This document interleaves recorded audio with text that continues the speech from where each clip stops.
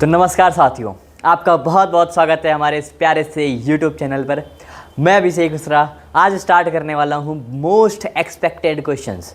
आपके एसएसटी के लिए बहुत ही ज़्यादा जो ज़रूरी क्वेश्चंस हैं, जो आ चुके क्वेश्चंस हैं, वो आज हम डिस्कस करने वाले हैं। ये क्वेश्चन डायरेक्ट आपसे पूछ सकते हैं आपके बोर्ड एग्जाम में। तो आइए बिना टाइम को वेस्ट किए हुए स्टार्ट करते हैं अपने इस प्यारे से लेक्चर को। लेक्चर ज़्यादा बड़ा नहीं होगा, लेकिन आपको अच्छे से समझ के जाना है।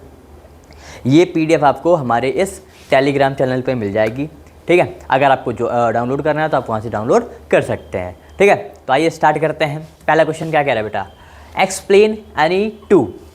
हाँ, यहाँ पे टू है बेटा, ठीक है, स्पेलिंग मिस्टेक हुई है यहाँ पे, ठीक है। आ गया।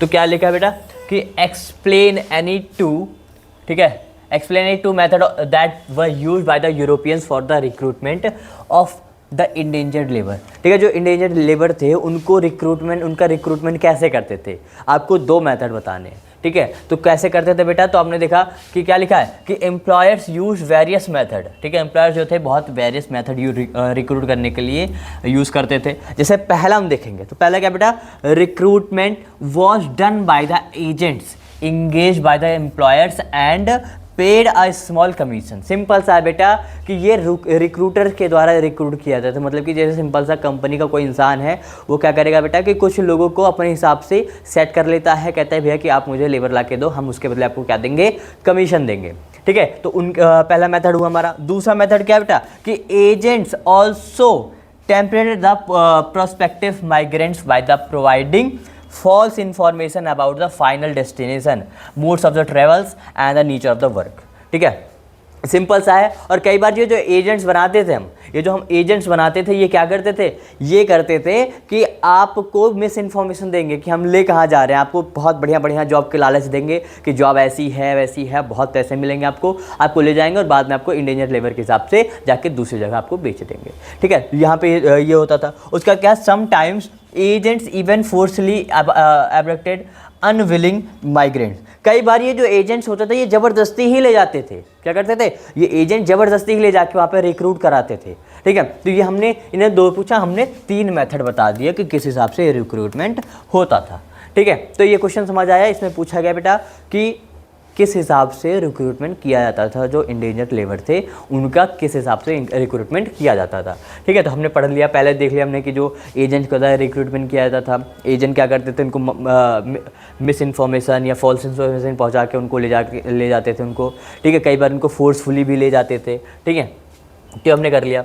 उसके बाद क्या कह रहा है बेटा, सेकंड कह रहा है agriculture and industries. Second question क्या कह रहा है, agriculture and industries move hand in hand, support the statement with the example.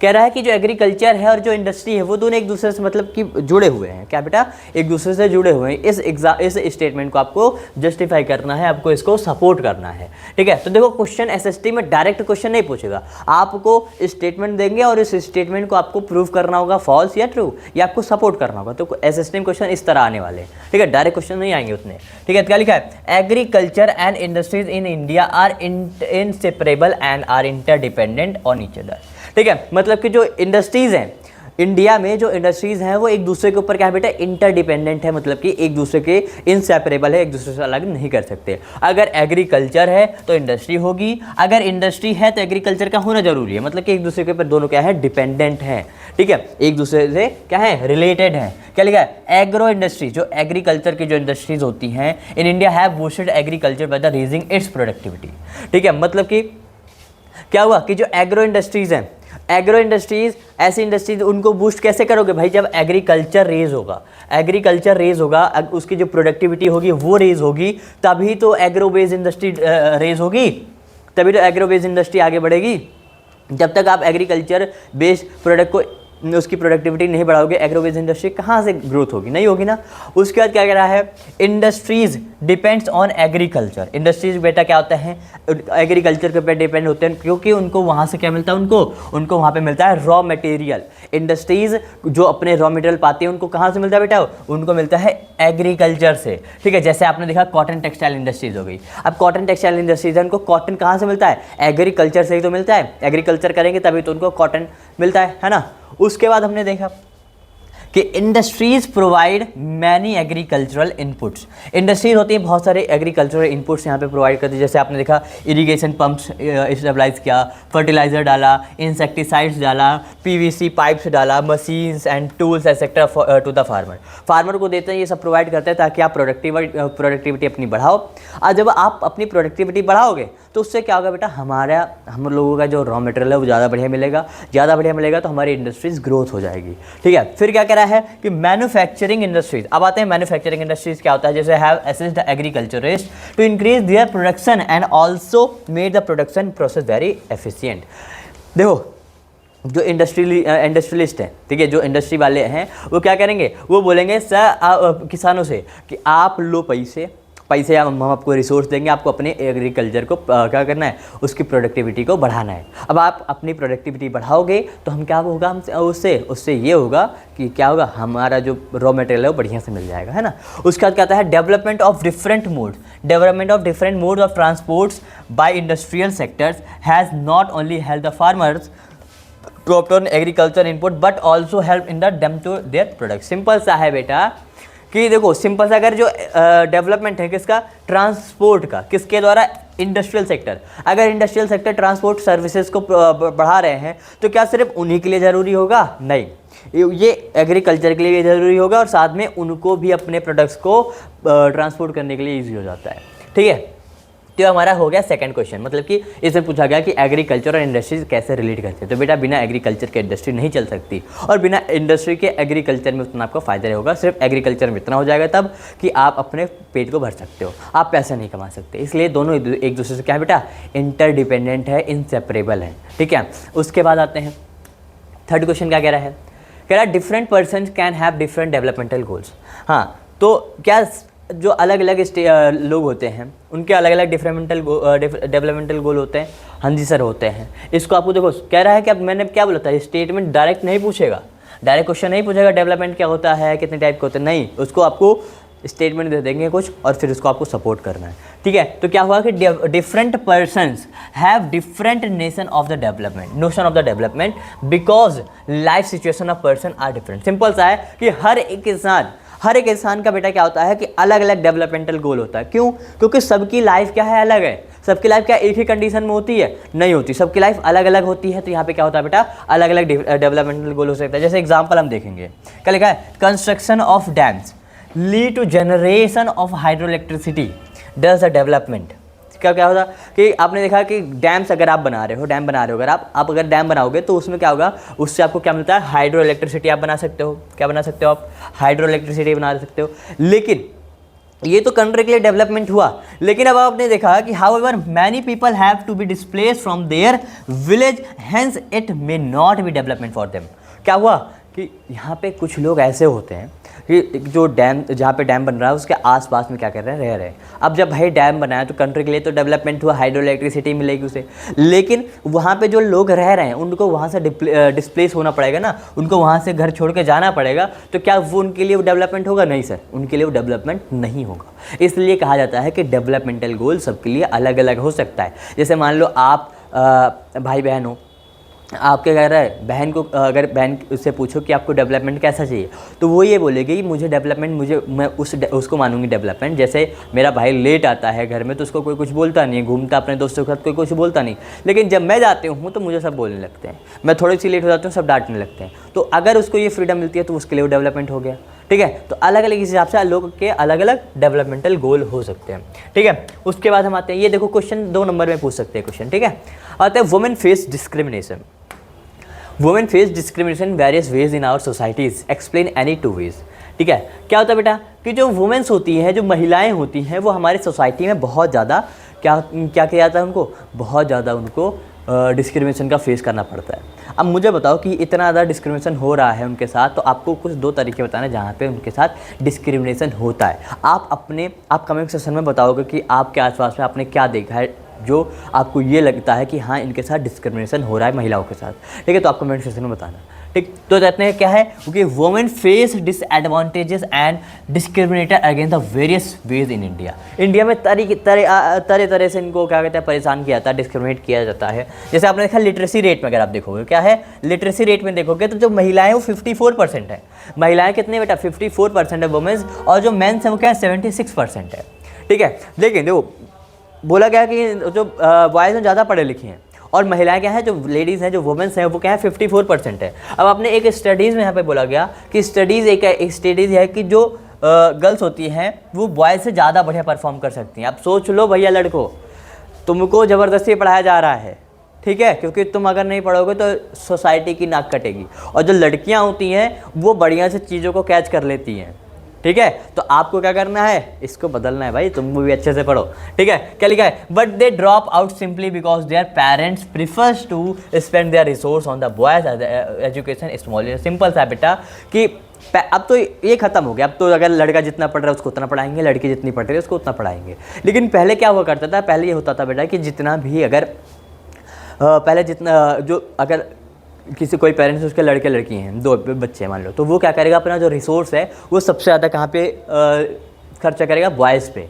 वो लड़कियों पर उतना ज़्यादा खर्चा नहीं करेगा, ठीक है। तो यहाँ पर क्या हुआ कि इसी वजह से जो वुमेन्स थी वो पीछे रह गई, ठीक है, और जो मेंस थे वो आगे बढ़ गए। क्यों? क्योंकि मेंस को ज़बरदस्ती पढ़ाया जा रहा है, भाई पढ़ लो, नाक मत कटवाओ मेरी, ठीक है। और महिलाओं को बोलते थे कि अगर तुम पढ़ोगे तब नाक कट जाएगी, ठीक है। उसके बाद क्या लिखा है, on an average a women work more than an average man. Simple सा बेटा कि जो वुमेन्स होती हैं वो ज़्यादा काम करती हैं। जैसे मान लो आप अपने घर में अपनी मम्मी को देख लो, आपकी मम्मी आपसे पहले उठती हैं, सुबह आपसे पहले उठेंगी, घर का सारा काम करेंगी, कपड़े धुलेंगी, बर्तन साफ करेंगी, खाना बनाएंगी, है ना, हर एक चीज़ वो काम करती हैं। और जब आप सो जाते हो तो आपसे बाद में बिस्तर में लेटती हैं, आपसे बाद में सोती हैं वो। तो मतलब कि काम वो ज़्यादा कर रही हैं, लेकिन क्या उनको इस चीज़ के पैसे मिल रहे हैं? उनको इस चीज़ के पैसे नहीं मिल रहे हैं, उनको इस चीज़ के पैसे बिल्कुल भी नहीं मिल रहे हैं। तो क्या बताओ ये डिस्क्रिमिनेशन है कि नहीं है? जैसे मान लो आप बाहर से आप मान लो जॉब करने हो, मान लो पढ़ाई बाद आप जॉब करोगे, जॉब करने के बाद आप मान लो घर आए, बोलो भाई बहुत थक गया, आप घर ऑफिस में बैठ के काम कर रहे हो, कह रहे हो बहुत थक गया, और तो चलो मम्मी आपके सुबह से उठ के आपसे पहले से उठ के आपसे बाद में सो रही हैं, क्या वो नहीं थकती हैं? उनको भी तो पैसे मिलने चाहिए उस चीज़ के, नहीं मिलते हैं ना, है ना। आप बाहर काम कर रहे हो तो उसके पैसे मिल रहे हैं, अगर वही काम आप घर पे करोगे तो पैसे नहीं मिलेंगे। क्या लिखा है, the equal wages act provide for the equal wages for the equal words but in almost and areas of the work from the sport. Simple था बेटा कि पहले क्या होता था कि अगर आप काम कर रहे हो, अगर आप मैन हो तो आपको ज़्यादा सैलरी दी जाएगी आपके काम के हिसाब से, अगर आप वुमेन हो तो आपको उतनी ज़्यादा सैलरी नहीं दी जाएगी, मतलब कि वुमेन्स के हिसाब से आपको डिस्क्रिमिनेट किया जाएगा, ठीक है। तो ये हमने देख लिया। तो लेकिन फिर उसके लिए गवर्नमेंट ने लिया कि यहाँ पे क्या लगा था, इक्वल वेजेस एक्ट, ठीक है। मतलब कि काम जिसका जैसा है उसको काम के अकॉर्डिंग पैसे मिलेंगे, उसके जेंडर डिस्क्रिमिनेशन के हिसाब से नहीं, मतलब जेंडर डिस्टिंक्शन के हिसाब से नहीं मिलेगा, ठीक है। मतलब कि अगर वो काम जितना कर रहा है उसको उस चीज़ के पैसे दो, ये नहीं कि मैन है तो ज़्यादा पैसे दो, वुमेन है तो पैसे कम कर दो, ठीक। तो ये कुछ चीज़ें हमने देख लिया कि किस हिसाब से वुमेन्स के साथ डिस्क्रिमिनेशन होता है। आप भी कुछ मुझे कमेंट सेक्शन में बताओगे कि कौन कौन से ऐसी चीज़ें हैं जो वुमेन्स के साथ डिस्क्रिमिनेट होती है हमारे सोसाइटी में, ठीक है। तो आइए बढ़ते हैं अगले क्वेश्चन के साथ। क्या कह रहा है, हाँ भाई फिफ्थ क्वेश्चन आ गए हम। फिफ्थ क्वेश्चन में क्या कह रहा है, the idea of national unity.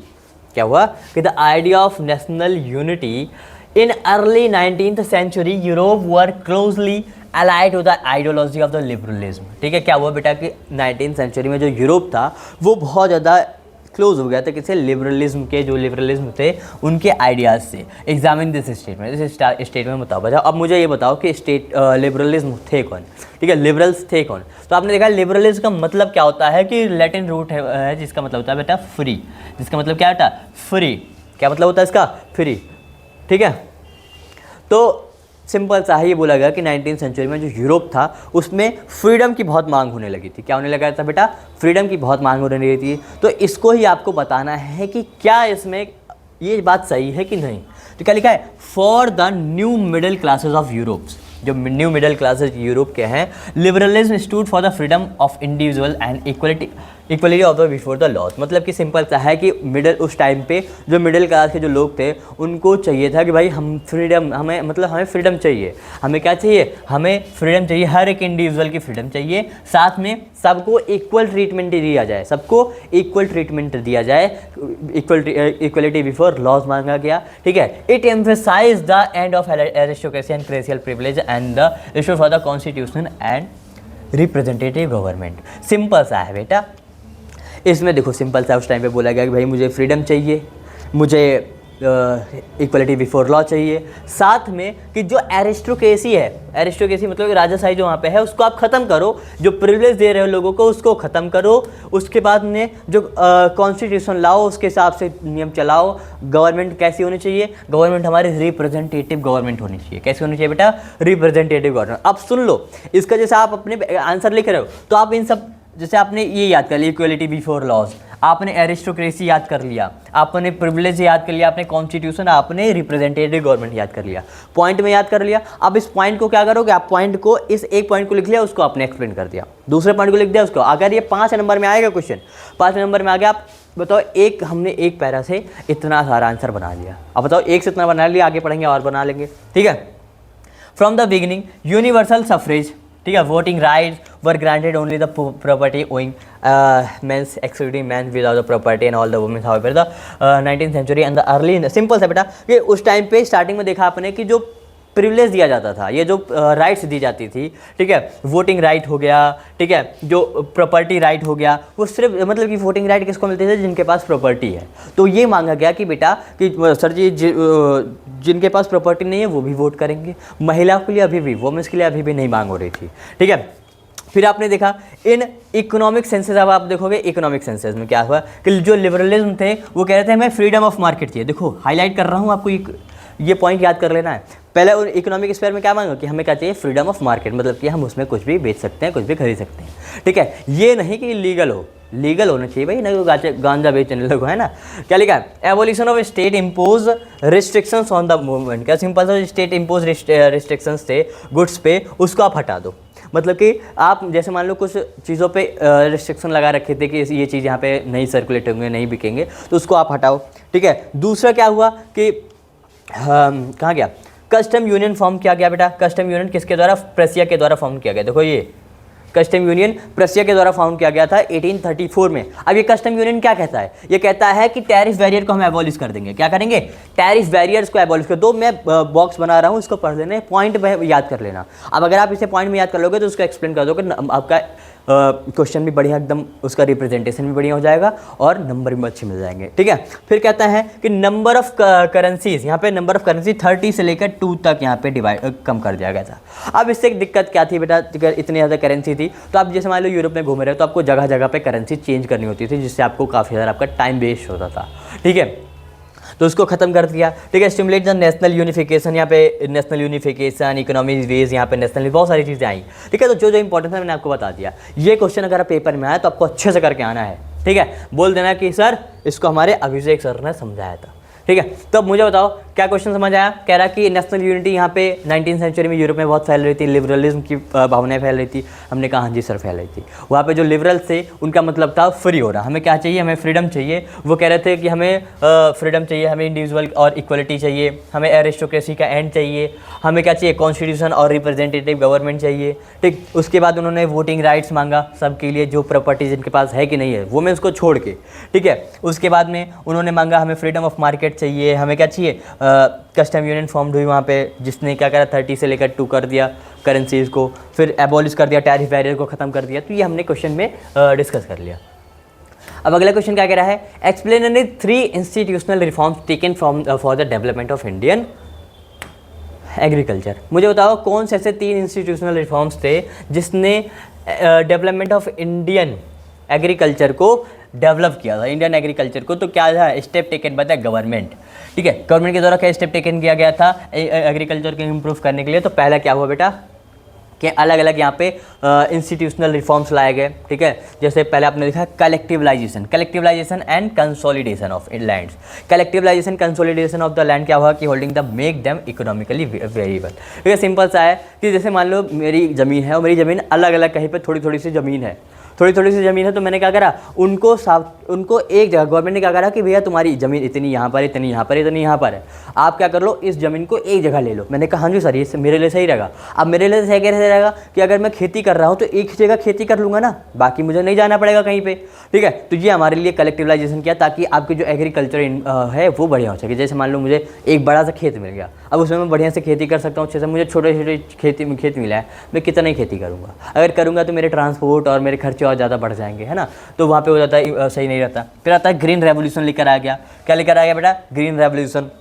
use a package of technology and white revolutions to increase milk production and an important strategy which are initiated to improve the agriculture। Green revolution लेकर आया गया है। Green revolution किसके लिए, कौन सी जो crops थी main list में ग्रो की गई थी, तो वीट और राइस। कौन सी, वीट और राइस। कौन से दो इंपॉर्टेंट स्टेट थे जिन्होंने इसको ज़्यादा अडॉप्ट किया था, तो आपने देखा हरियाणा और पंजाब। किसने, हरियाणा और पंजाब ने, ठीक।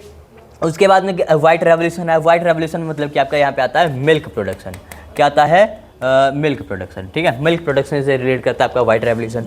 फिर आता है cooperation with in the farmers and evolution of zamindari system. यहाँ पे जमींदारी सिस्टम को हटा दिया गया, मतलब कि किसी एक के पास ज़मीन नहीं रहेगी, ज़मीन अगर बांटी जा रही है तो सबको दी जाएगी, ठीक है। यहाँ पे जमींदारी सिस्टम को हटा दिया गया, ठीक है। Provision of the crop insurance to protect the farmers and against losses of causes by the natural. अब यहाँ पे इनके जो क्रॉप्स थे उसको क्या करते थे, इंश्योरेंस प्रोवाइड करते थे। जैसे मान लो अगर आपको कोई नेचुरल कॉज है, ह्यूमन कॉज नहीं, नेचुरल कॉज, जैसे आपका ड्रॉट पड़ गया, सूखा पड़ गया, बाढ़ आ गई, साइक्लोन आ गया, फायर हो गई, डिसीज़ हो गई कोई सी, तो इसकी वजह से अगर आपकी फसल खराब हो गई तो गवर्नमेंट आपको क्या देगी, उसके हिसाब से मुआवजा दे देगी, मतलब कि आपको पैसे देगी या उसके बदले को फूड दे देगी, ठीक है। तो ये आपके हमारा कुछ इंपॉर्टेंट इंस्टीट्यूशनल रिफॉर्म्स लाए गए थे इंडियन गवर्नमेंट के द्वारा एग्रीकल्चर के लिए, ठीक है।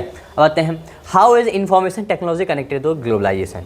कह रहा है कि जो इंफॉर्मेशन टेक्नोलॉजी है, जो आईटी सेक्टर्स हैं, क्या है बेटा, आईटी सेक्टर। आपका कई सारे एग्जाम भी होंगे ना आईटी सेक्टर के लिए। जो आईटी सेक्टर है, क्या है, आईटी सेक्टर है, वो ग्लोबलाइजेशन से कैसे कनेक्ट है, बताओ किस लिए कनेक्ट है, कैसे कनेक्ट है, क्यों कनेक्ट है, ये आपको बताना है, ठीक है। तो आपने देखा the information technologies has brought the countries for the world closer with its help the various jobs have been created and are outsource of the other country. Simple सा बेटा कि जो आईटी सेक्टर से उसने क्या करा, कई सारी कंट्रीज को साथ ले आए, क्लोज ले आए, मतलब एक बहुत पास ले आए जो आईटी सेक्टर से। मतलब कि आपने देखा पहले अगर आईटी सेक्टर्स नहीं थे, उतनी ज़्यादा टेक्नोलॉजी नहीं थी, तो आपको अगर किसी से कनेक्ट होना है, कुछ भी मीटिंग करना, तो आपको जाना पड़ेगा वहाँ पे। लेकिन अब क्या हुआ, अगर आपको मीटिंग है तो आप ये लैपटॉप ओपन किया और सीधा वहीं पे आपने नेट से आपने क्या कर लिया, हमसे मीटिंग कर ली, है ना। तो ये क्या किया, कोई भी अगर आपको जॉब्स भी क्रिएट हुई, कुछ लोग भाई ऑनलाइन ही जॉब कर लेते हैं घर पे बैठे बैठे। क्या लिखा है, information technology has played an important role in spreading the our production of the services across the countries. Across the countries आपको वही बताना है कि आपकी जो सर्विस है वो एक से ज़्यादा कंट्रीज में प्रोवाइड कर सकते हो। किसकी हेल्प से, आप बोल सकते हो भाई इंफॉर्मेशन टेक्नोलॉजीज़ की हेल्प से, ठीक है। Order are placed for the internet, designing is done and computers even payment for the designing the printing और अरेंजमेंट। सिंपल सा बेटा कि जो कंप्यूटर है, कंप्यूटर के हिसाब से आप सब कर सकते हो, आप पेंटिंग कर सकते हो उसी से, आप उससे मेल निकाल सकते हो, आप उससे कुछ भी बना सकते हो, आप उससे मीटिंग भी कर सकते हो। तो ये सारी चीज़ें यहाँ पे हो। Technology has made e commerce, E banking, e learning, email. Simple सा है कि जो इसमें ई लग गया, मतलब कि इलेक्ट्रॉनिक। अब पहले क्या होता था, पहले अगर आपको व्यापार करना है तो आप जाओगे, मीटिंग करोगे, डिसीजन लोगे। अब क्या है भाई, आप घर पे बैठ कर कॉन्फ्रेंस मीटिंग कर लिया और आपने डिसीजन ले लिया, आपका बिजनेस चल रहा है। फिर आपने ई बैंकिंग, आपने घर बैठ के अपने बैंकिंग का सब काम कर लिया, लर्निंग हो गया, ठीक है। आप ई लर्निंग से भी आप पढ़ रहे हो, अभी आप यूट्यूब से पढ़ रहे हो, फ़ोन से पढ़ रहे हो, इलेक्ट्रॉनिक से पढ़ रहे हो ना, इंटरनेट से, तो वही हुआ, आपने ई लर्निंग किया, ठीक है। ईमेल हो गया, ई गवर्नेंस हो गया, ये सारी चीज़ें आपकी किसकी वजह से पॉसिबल हुई है, आपके इन्फॉर्मेशन टेक्नोलॉजी की वजह से पॉसिबल हुई है, ठीक है। तो ये हमारा हो गया क्वेश्चन। आगे आते हैं 8th क्वेश्चन, क्या कह रहा है, analyse the need of political parties in democracy. बताओ भाई पॉलिटिकल पार्टीज़ की क्या ज़रूरत होती है हमारे डेमोक्रेसी में, क्यों ज़रूरत होती है पॉलिटिकल पार्टी हमारे डेमोक्रेसी के लिए, बताओ भाई जल्दी। तो क्या लिखा है, we can understand the necessity of the political party by the imagining a situation without parties. Every candidates in the election will be the independent, therefore the major policy will be not. Simple सा है, ठीक है। जैसे representative will not act accountable, वही बताया गया। अब सुनो, आप इमेजिन करो, आप ऐसे देश में रह रहे हो जहाँ पे कोई पॉलिटिकल पार्टी ना हो, कोई भी पॉलिटिकल पार्टी ना हो, ठीक है, कोई भी पॉलिटिकल पार्टी ना हो, तो आप मुझे बताओ कि वहाँ पे क्या रहना सही होगा? नहीं सर, वहाँ पे सब लोग अपने अपने मर्जी के मालिक होंगे। क्या होंगे? सब अपने अपने मर्जी के मालिक होंगे। अब अपने अपने मर्जी के मालिक हैं तो कोई भी डिसीजन, कोई मेजर पॉलिसीज़ है, अगर कोई मेजर पॉलिसीज़ चेंज करना है तो वो चेंज नहीं हो पाएगी। ठीक है, कोई मेजर पॉलिसी चेंज नहीं हो पाएगी क्योंकि कोई उसको उसकी रिस्पॉन्सिबिलिटी लेने को तैयार नहीं होगा। ठीक है, कोई भी जो कंट्री के जो गवर्नमेंट है वो स्मूथ रनिंग नहीं कर सकती। ठीक है, मतलब सिंपल सा, अगर एक पार्टी है तो वही सारे डिसीजन लेगी, उसको डिसीजन लेना पड़ेगा, वही सारी रिस्पॉन्सिबिलिटी लेगी। लेकिन अब पार्टी ही नहीं है तो क्या बाकी लोग क्या करेंगे? क्या सब लोग रिस्पॉन्सिबल होंगे? नहीं, कहेंगे भैया कुछ गलत हो तो मैं रिस्पॉन्सिबल नहीं हूँ, है ना, उतना तो वो उस पर पार्टिसिपेट नहीं करेंगे। दूसरा हमने देखा कि as societies become large and complex they need a agency to gather views on the various issues and present them the government. This is need to bring various representatives together that responsible government can be formed. ठीक है, अब मुझे बताओ कि अगर society large है, बहुत complex है, तो आपके लिए उसको एक एजेंसी चाहिए, एक पार्टी चाहिए ताकि वो उनकी बातों को सुन सके, उस पर मेजर डिसीजन ले सके। अब आपकी सोसाइटी बड़ी है, आपकी सोसाइटी बहुत कॉम्प्लेक्स है, तो क्या बताओ उसमें बिना पॉलिटिकल पार्टी को चल पाएगा? नहीं सर, नहीं चल पाएगा। आपकी सोसाइटी कुछ दिन बाद बेकार हो जाएगी, डिस्ट्रिक्ट मतलब कि टूट जाएगी, बिखर जाएगी। ठीक है, आपकी जो गवर्नमेंट है वो रिस्पॉन्सिबल गवर्नमेंट नहीं बन पाएगी अगर पॉलिटिकल पार्टी नहीं होगी तो। ठीक है, फिर कह रहा है कि a mechanism is needed to support और restrain the government to make policies justice or the oppose them and political parties fulfill। Simple है, पॉलिटिकल पार्टी क्या करती है बेटा कि कोई मेजर पॉलिसीज़ बनाती है, कुछ चीज़ गलत हो रहा है तो उसको अपोज करती है। ठीक है, कोई भी अगर डिसीजन लेना है किसके वेलफेयर में, सोसाइटी के वेलफेयर में, कंट्री के वेलफेयर में, तो उसको कौन लेता है? Political party. इसलिए पॉलिटिकल पार्टी बहुत ज़्यादा इंपॉर्टेंट होती है। आप कहोगे सर पॉलिटिकल पार्टी अगर मान लो सिर्फ विनिंग पार्टी हो, मतलब रूलिंग पार्टी हो और अपोजिशन ना हो तो क्या चल पाएगा? नहीं सर, अपोजिशन पार्टी का भी होना बहुत इंपॉर्टेंट है। ये भी पूछ सकते हैं आपसे कि अपोजिशन पार्टी क्यों इंपॉर्टेंट है, इसको आप जस्टिफाई कर दो, है ना। तो अपोजिशन पार्टी क्यों इंपॉर्टेंट है भैया? कि अगर कोई बेकार डिसीजन ले रही है रूलिंग पार्टी तो उसको अपोज करेगी अपोजिशन पार्टी। कोई मनमानी कर रही है, कॉन्स्टिट्यूशन नहीं मान रही है रूलिंग पार्टी, उसको अपोज करेगी कौन? Opposition party. बहुत सारी यहाँ पे चीज़ें हैं। ठीक है, फिर हमने देखा why tertiary sector become important in India. जो टर्सरी सेक्टर है वो इंडिया में इम्पॉर्टेंट क्यों माना जाता है? बताओ भाई, टर्सरी सेक्टर इंडिया में नहीं हर जगह इंपॉर्टेंट ही माना जाता है, क्यों? ऐसा क्यों? ऐसा क्यों? बताओ भाई। टर्सरी सेक्टर्स और सर्विस सेक्टर, टर्सरी सेक्टर या सर्विस सेक्टर कह सकते हो, वेरी सिग्निफिकेंट रोल इन क्या लिखा है? Importance is increasing day by day. Tertiary sector का इंपॉर्टेंस बहुत डे बाय डे लगातार बढ़ता जा रहा है, लगातार बढ़ता जा रहा है। जैसे पहले आपने देखा सबसे ज़्यादा लोग कहाँ पे एम्प्लॉयड होते थे? एग्रीकल्चर में। सबसे ज़्यादा लोग भगते थे भाई खेती कर लेंगे, हमें कुछ नहीं करना। फिर वो गए इंडस्ट्रीज़ में, मुझे जॉब लग गई, इस फैक्ट्री में जॉब लगी, उसमें गए। अब क्या हुआ? अब टर्सरी सेक्टर में मुझे फ़ोन से अपने लैपटॉप से अपने घर बैठे बैठे पैसे कमानी है। ठीक है, तो अब टर्सरी सेक्टर का ज़्यादा इंपॉर्टेंस हो गया। क्या लिखा है? Greater the development of the primary sectors and secondary sectors more would be the demand for the services. ठीक है, अब मुझे बताओ कि अगर मान लो एग्रीकल्चर बढ़ रही है, आपके सर्विस सेकेंडरी सेक्टर बढ़ रहा है, तो ये कुछ सर्विसेज की मांग करेंगे। ट्रांसपोर्टेशन सर्विस हो गई, कम्युनिकेशन सर्विसेज हो गई, तो ये इन सारे सर्विसेज को की मांग करेंगे। ये सब कौन प्रोवाइड करेगा? ये आपका टर्सरी सेक्टर ही तो प्रोवाइड करेगा। ठीक है, उसका tertiary sectors has become the largest producer in India because various kinds of the services such as। Simple सा है, जो टर्सरी सेक्टर बहुत ही बड़ा प्रोड्यूसर माना जाता है इंडिया में। कौन कौन सी सर्विस प्रोवाइड करता है? तो आपने देखा हॉस्पिटल्स, हॉस्पिटल भाई इंडिया में बहुत बड़े बड़े हैं, बहुत ज़्यादा है हॉस्पिटल, है ना। तो उसको कौन प्रोवाइड करता है? टर्सरी सेक्टर में आता है। एजुकेशनल इंस्टीट्यूट, अब मुझे बताओ एजुकेशनल इंस्टीट्यूट इंडिया में सबसे ज़्यादा कॉम्पिटिशन आजकल है तो एजुकेशनल इंस्टीट्यूट में है ना। तो एजुकेशनल इंस्टीट्यूट है यहाँ पे, पोस्ट हो गया, टेलीग्राफ सर्विसेज हो गया, पुलिस हो गया, ठीक है, पुलिस स्टेशन, कोर्ट और village administrative office, transport, banks, insurance companies, ये सारे आपके क्या आते हैं? टर्सरी सेक्टर में हैं और ये बहुत ज़्यादा इंपॉर्टेंट है, रिक्वायर्ड है। नहीं होंगे तो हमारी सोसाइटी अच्छे से नहीं चल पाएगी। ठीक है, even development of the agriculture and industries lead to the development of the services sector. अगर एग्रीकल्चर और एग्रीकल्चर इंडस्ट्री और जो सेकेंडरी इंडस्ट्री इंडस्ट्रियल एक्टिविटी है वो अगर बढ़ेगी तो आपका टर्सरी सेक्टर का बढ़ना तो नॉर्मल है भाई। अगर ये दोनों बढ़ रहे हैं तो सर्विसेज की मांग करेंगे, सर्विसेज कौन प्रोवाइड करेगा? आपकी टर्सरी सेक्टर। ठीक है, इसलिए टर्सरी सेक्टर बहुत इंपॉर्टेंट है और ये आपके क्वेश्चन भी बहुत इंपॉर्टेंट है ये आपके बोर्ड के लिए। ठीक है, अब आता है examining the progress of civil disobedient movement in the country side. Country side में जो सिविल डिसोबीडिएंट मूवमेंट था उसमें जो स्ट्रगल हुई थी या जो प्रोग्रेस हुई थी उसमें आपको बताना प्रोग्रेस क्या हुई थी। तो आपने देखा कि रिच पीजेंट कम्युनिटीज़ लाइक, जैसे रिच पीजेंट थे यहाँ पे कौन कौन से इसमें शामिल थे? मेनली कौन पार्टिसिपेट किए थे? आपने देखा पाटीदार, पाटीदार कहाँ के थे? गुजरात के थे। जाट थे, कहाँ के थे बेटा? उत्तर प्रदेश के थे। Become active in the civil disobedience movement, CDM में सबसे ज़्यादा एक्टिव कौन थे? तो आपने देखा सीडीएम में सर गुजरात के एक्टिव थे और उत्तर प्रदेश के जाट एक्टिव थे, ठीक है। फिर आपने देखा कि being producers of the commercial crops they were hard hit by the trade depression and falling prices. ये जो जाट थे और जो गुजरात के जो पाटीदार थे, ये बेटा करते थे कॉमर्शियल फार्मिंग। आप कॉमर्शियल फार्मिंग करते थे तो उसकी क्या हो गई? प्राइस हो गई कम, क्योंकि ट्रेड डिप्रेशन आ गया था, प्राइस हो गई कम, उनकी प्राइस कम हो गई, तो उसकी वजह से इनको काफ़ी ज़्यादा दिक्कतें को सामना करना पड़ा था, ठीक है। As their cash income reduce they found it impossible to pay the governments revenue.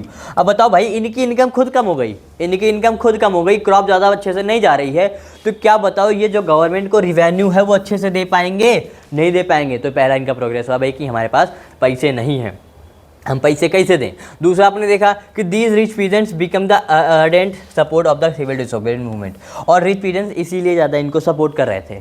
किसको?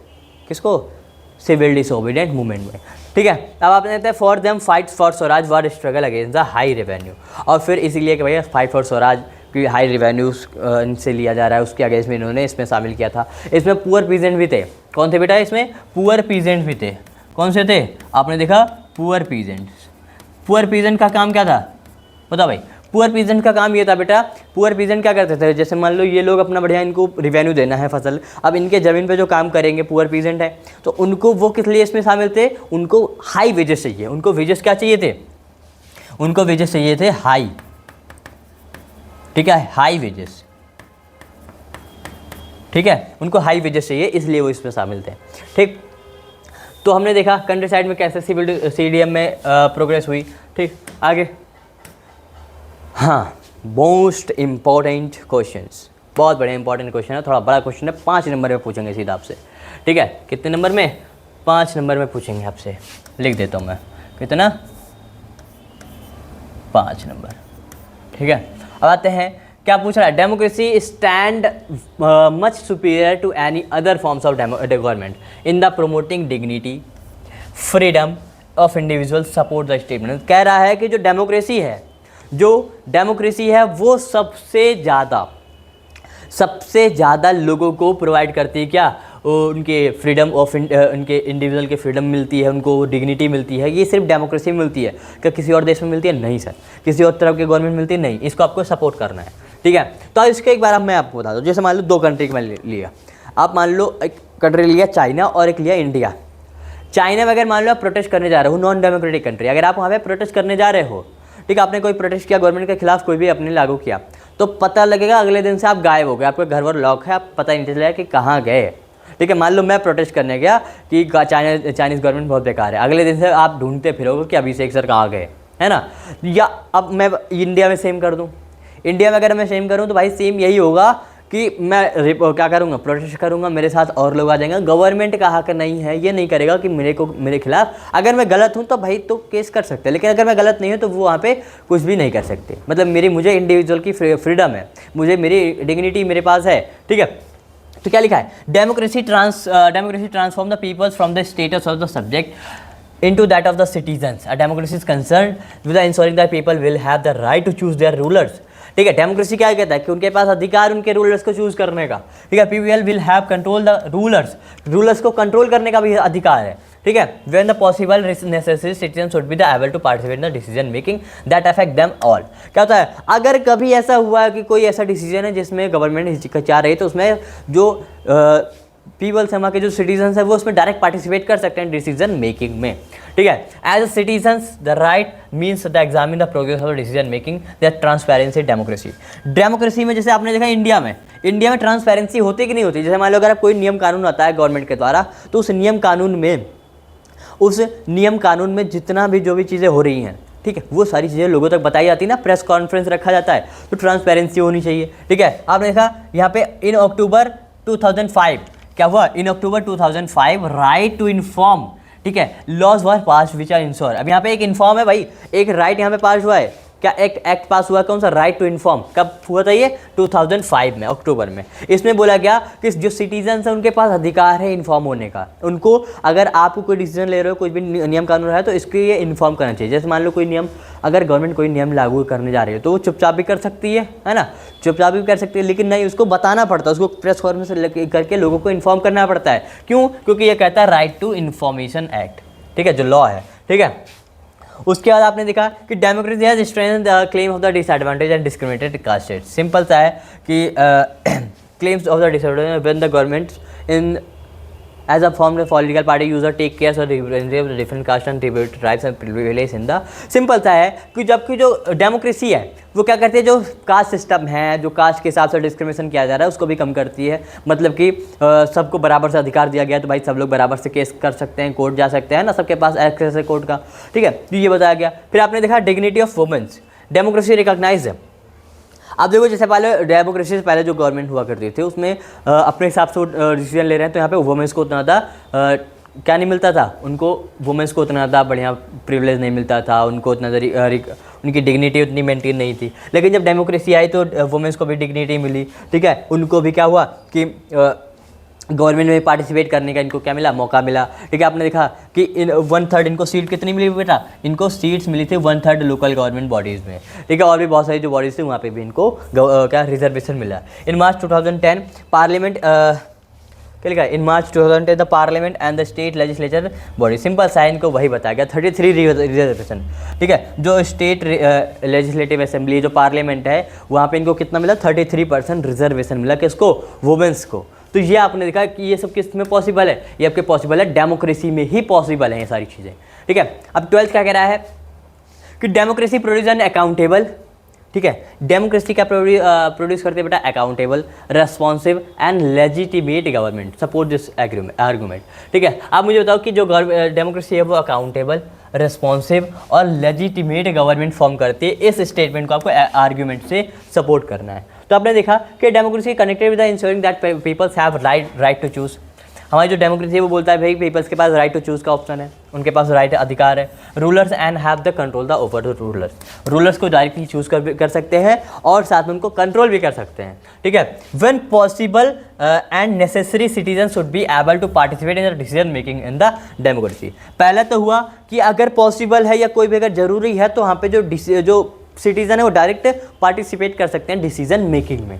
दूसरा आपने देखा कि democracy ensure that decision making is based on norms and procedures, ठीक है, procedure and the citizen has the right to and means to examine the process of the decision making. The democracy maintain the transparency, ठीक है। Simple सा है कि जो democracy में अगर कोई डिसीजन लिया जा रहा है तो वो ये भी सिटीजन ये भी देख सकते हैं कि जो डिसीजन लिया जा रहा है ये अच्छे से जो हमारे कॉन्स्टिट्यूशन है उसके अकॉर्डिंग लिया जा रहा है कि नहीं लिया जा रहा है, ठीक है, उसके अकॉर्डिंग चल रहा है बात कि नहीं चल रही है, ठीक है। दूसरा क्या है कि जो डिसीजन लिया जा रहा है उसमें क्या होनी चाहिए, उसमें ट्रांसपेरेंसी होनी चाहिए, मतलब कि जो डिसीजन लिया जा रहा है हमसे कुछ भी छिपाया ना जाए, ठीक है। उसके बाद for a democracy to produce and accountable responsive and legitimate government it must ensure the following, ठीक है। अगर देखो अगर आप बोलते हो, अगर ये बोल रहा है कि जो डेमोक्रेसी है वो अकाउंटेबल, वो रेस्पॉन्सिव और लेजिटिमेट गवर्नमेंट बना रहा है तो उसमें 3 चीज़ें इंश्योर होनी चाहिए, 3-4 चीज़ें इंश्योर होनी चाहिए। पहला कि रेगुलर और फ्री एंड फेयर इलेक्शन होना चाहिए। पहला क्या, रेगुलर और फ्री एंड फेयर इलेक्शन होना चाहिए,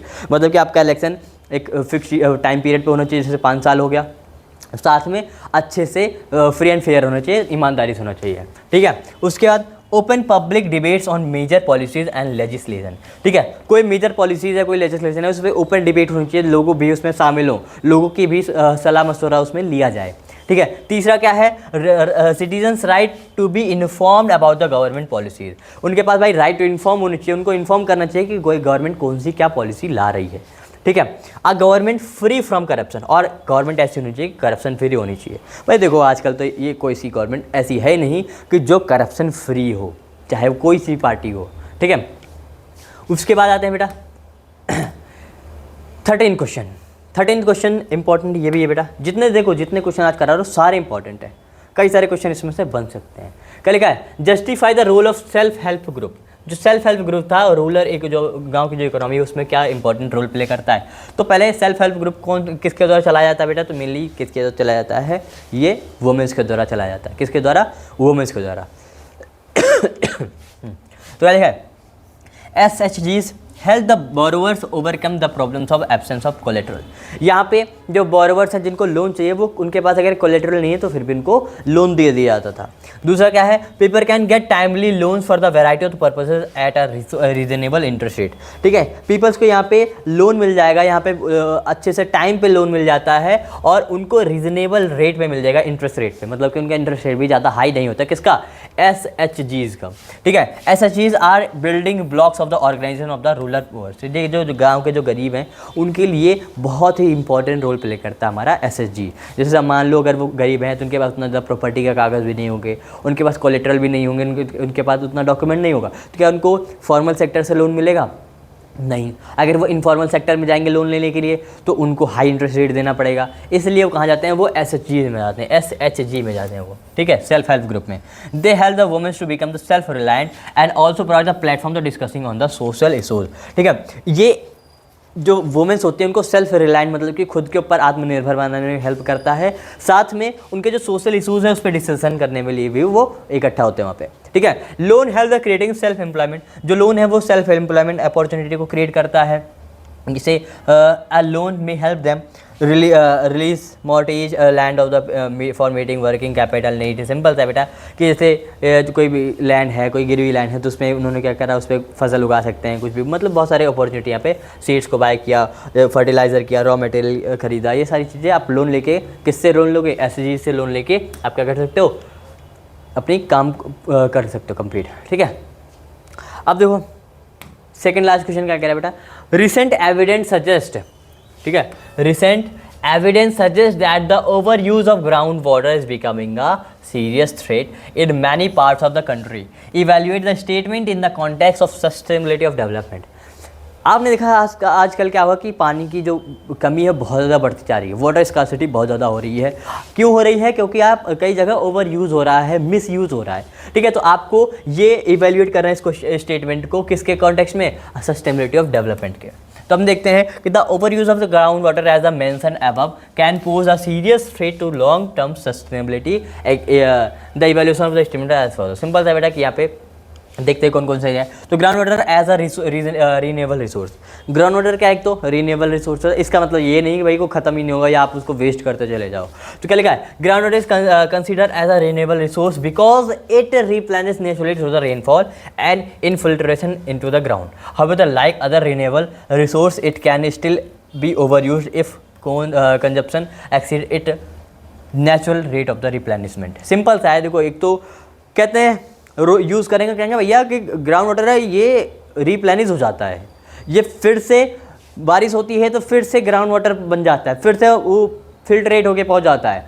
लेकिन ये बाकी रेनेबल रिसोर्स की तरह नहीं है कि ख़त्म ही नहीं होगा। ये ख़त्म होगा बेटा अगर आप रिप्लेनिश वाले रेट का, रिप्लेनिशमेंट के रेट से ज़्यादा यूज़ कर रहे हो। भाई बताओ, अगर वो दिन में 1 लीटर रिप्लेनिश कर रहा है और आप दिन में 2 लीटर यूज़ कर रहे हो, क्या वो कितने दिन तक रहेगा भाई?